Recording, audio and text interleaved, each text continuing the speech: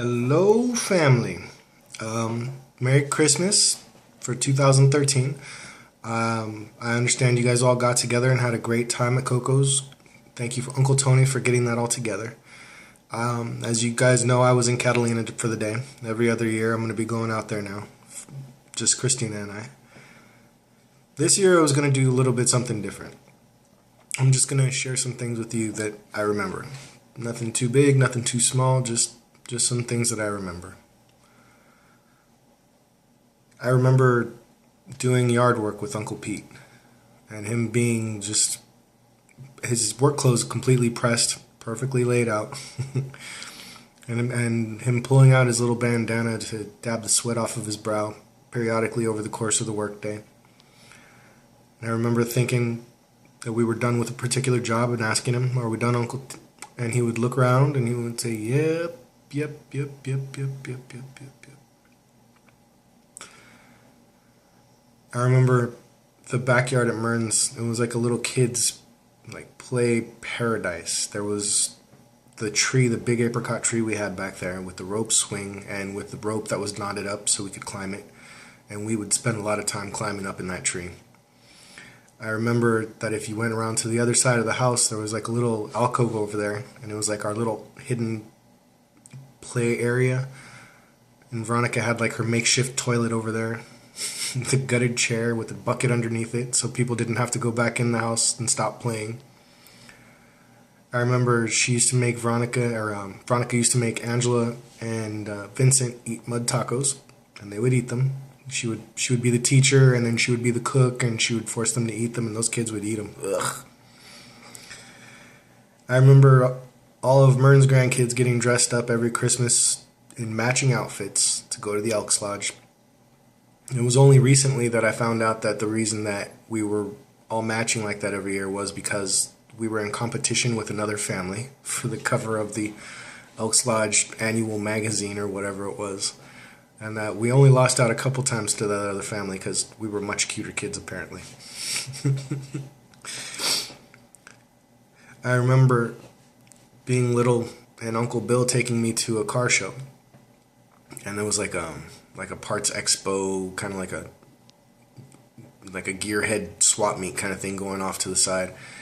And I was off wandering with Lance at one point, and there was snap caps for sale, and he told me that I should buy them. I had no idea what they were, so I bought some, and I was blown away. I had no idea that these little pieces of paper with like a dab of sawdust and gunpowder inside of them would change my life so much.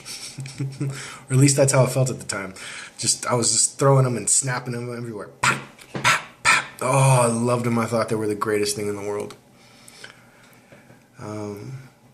I remember Pops driving up from San Diego one Saturday when I was probably about 9, 10 years old, teaching me how to properly install a door, how to repair holes in walls, how to change out a water heater.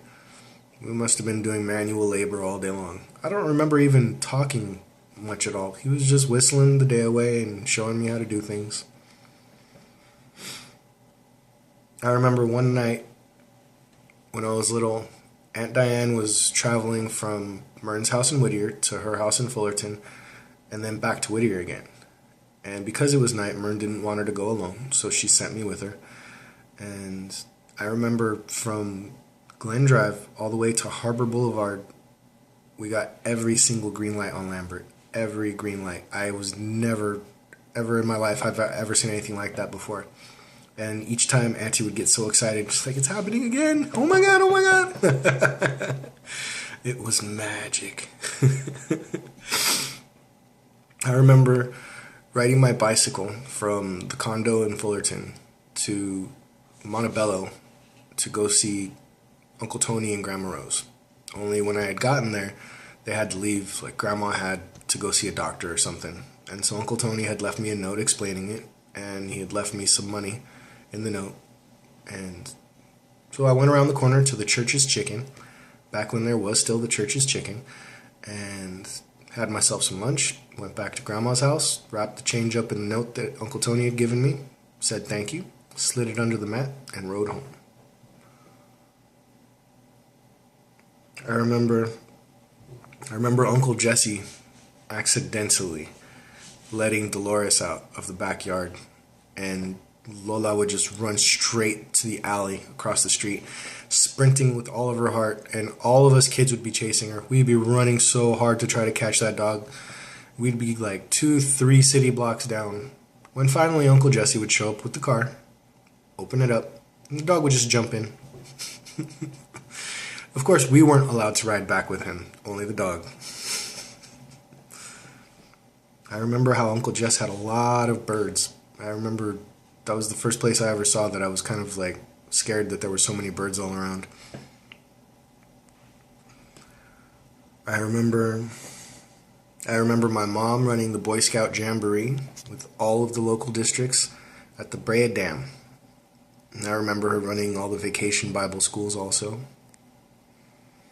I remember Timmy dressing up in drag 2 years in a row to win the Halloween costume competition at school. Both years wearing Angela's bathing suit. Oh, God. I remember Angela being a little girl and catching the most impossible fly ball in the sun when she was playing for the Stray Cats softball team. Looking up and seeing that ball coming down, she was squinting and she caught that sucker. And nobody thought she was going to catch that ball because that was a ball that should not have been caught. But she did it. I remember Vincent being little and coming over to help me with my paper route one day. And I had that sack that had the bag in the front and in the back. You know, you strap it over your shoulders, fill each sack up with papers. And he wanted to wear the bag, so I put it on him. It was bigger than him. Like, he looked like at any step he was going to tilt over. But he wore it. He wanted to wear it. He insisted on wearing it, and he wore it the whole paper route. We walked it. We didn't even take the bicycle. And I remember Grandma Rose quietly sipping her champagne while the rest of the room would be going mad during one of our family holiday events. Because there were a number of years there where it was pretty hectic. She was just sitting there sipping her brute. Yeah.